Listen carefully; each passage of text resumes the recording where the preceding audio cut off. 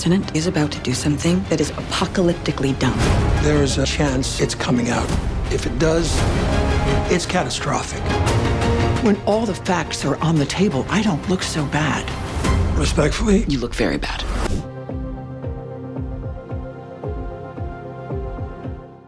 Ooh, that's interesting. That's such a good question. Yeah.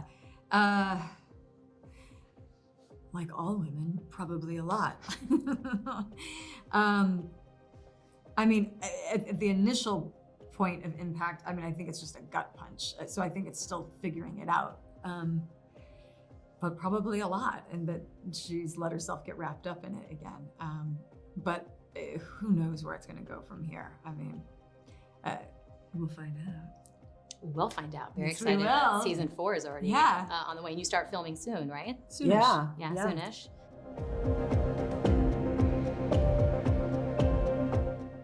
I always want to skip forward. I desperately want to skip forward, but then we have this situation where I'm interested in like seeing the boulder roll slowly down the hill, and I don't want to skip past the fallout. So I guess, yeah, it does pick up right away. I think that's where this show is so interesting, though, like that slow burn, that slow like boulder rolling as you describe it, because it's so detailed in every single moment. Yeah, and there's you know? so much we don't know about this world of politics and all the little things that happen, and I love learning about that. You know, our first episode of season 3, I love seeing how it all happens and the rules and the regulations and who it takes, and I find that really interesting. It's very how the sausage gets made. Yeah. Yeah.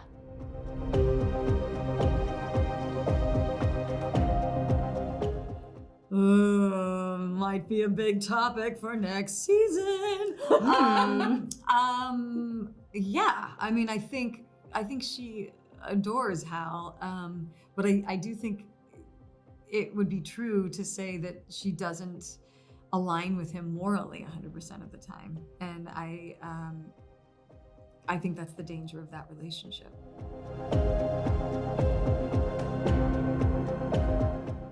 Well, how far ahead was he thinking, I guess is the real question, and that's where the gray lies. Like, he might say, I wasn't thinking that far ahead.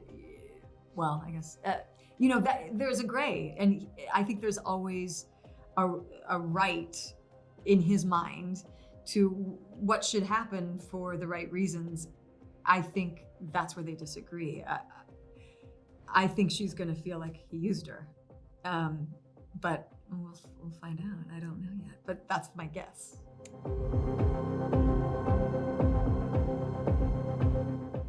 I was very wary, and that disappeared the moment that we had Allison on set for the first time. It was so clear that she had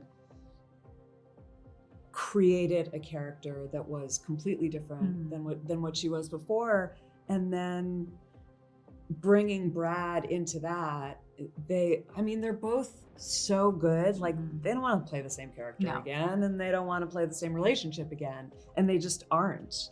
And so it's fun to have the kind of like the double vision of, we remember enjoying them in the past, and we're seeing this now. I think in the way that people haven't, enjoy watching Kate Weiler, but also enjoy this in terms of Carrie's whole body of work. I mean, she's got a relationship with audience members that's gone on for a couple years now.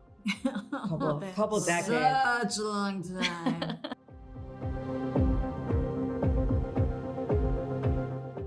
It's just fun. I mean, it's fun to have scene partners like them, obviously. I think we were excited. It just like, it adds excitement to the work. That's the fun of getting to do these longer TV shows, is you throw someone in, you take someone out, you throw 2 people in, you take 2, it just constantly shifts the dynamic in a good way. It keeps everyone on their toes, and it just makes the story deeper, and I think we were both really excited to have them. The idea was that we were going to introduce this other marriage that was a little bit more stable, so that Kate and Hal could kind of get a sense of what the cracks were in theirs. Uh. But then this thing happened in the filming of it that was like the two of them make Kate and Hal look like really sane and together. To see Kate and Hal looking at another couple like, what's going on over there? You guys should get it together. It's fun. It's really fun. I'm especially intrigued to see how the dynamics shift next season with this, now that like Hal and Grace are kind of like, oh, we're a good pair. And it's like, oh, scary. And the other thing that keeps coming up with Alice and I, we were talking about it, partners are really important. Who's in the lead principal person's ear is so important, almost more important than who they're negotiating with. It's who is in their ear at night. And that's what we're going to be probably really involved in.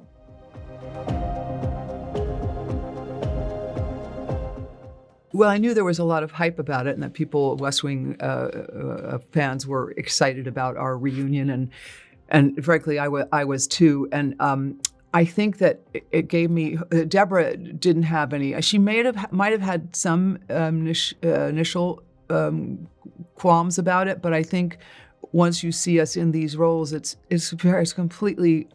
These are two completely different people that will not remind you of Josh or CJ, and I think that will fade away quickly, and you'll be invested in the characters that we are playing on this show, which is a very different show than the West Wing. Yeah, I didn't have any hesitation at all. I mean, I don't think you have a hesitation. I don't have a hesitation about a genre. What you want is great writing, and you want a great writer who's happened upon what I think is a brilliant idea of looking at the negotiations that go on around the world partially through the lens of the power struggles within relationships. Is like, it's just such a great idea for a show. And, I just feel like it helped us bring our history into these totally different characters in a totally different journey, but our history together, and I think for the audience, will just make it look, more layered and historical.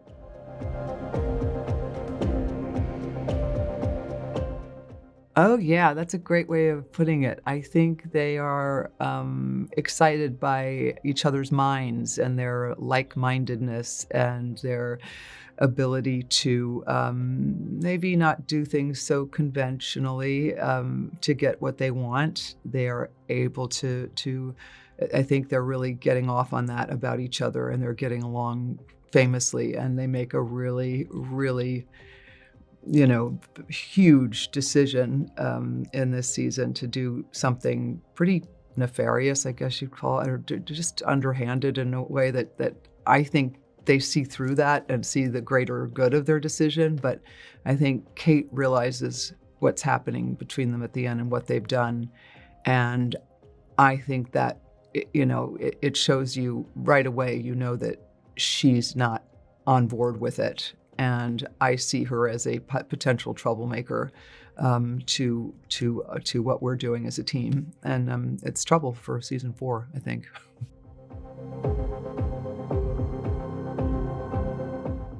I think he's clearly capable of disagreeing with a decision, but it would be in the service of supporting her.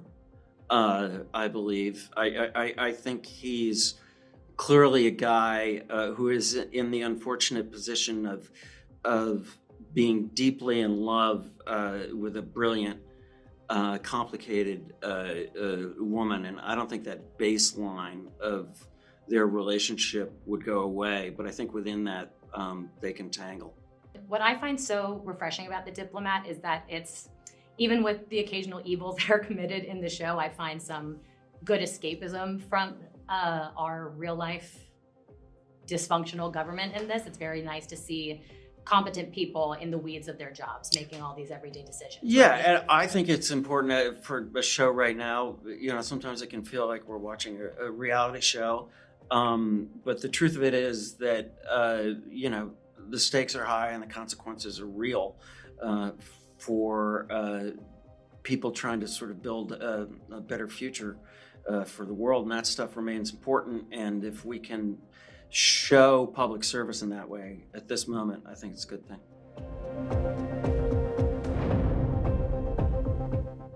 Well, I mean, the value of it is just what Brad was saying, how we are shining a light on the people behind the scenes, the people who are in these positions to make decisions to make our lives better, and that is, and to show a woman being sworn in as president of the United States hopefully goes a long way to show to normalize that for people to be able to elect finally a woman president for in reality in the real United States of America.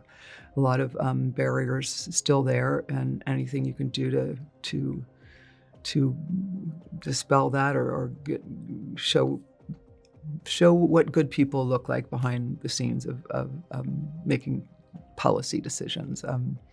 Because right now it's, well, I don't know. Deborah, I love that Deborah said it's like a administration in a Marvel movie or something. Right.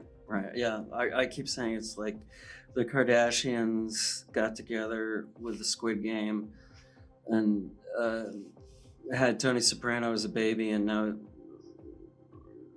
we have the costumes of the West Wing. But I, you know what's interesting is I really do, in the world we're living in, is testament to the limits of the power of storytelling. But I think it's really important to show, I really believe that politics is the way you create your moral vision. And that it's not only aspirational, it's necessary that we show well-meaning people, for the right reasons, fighting for a better future, especially in a time where it's so easy to be so cynical about politics, because the stakes are real.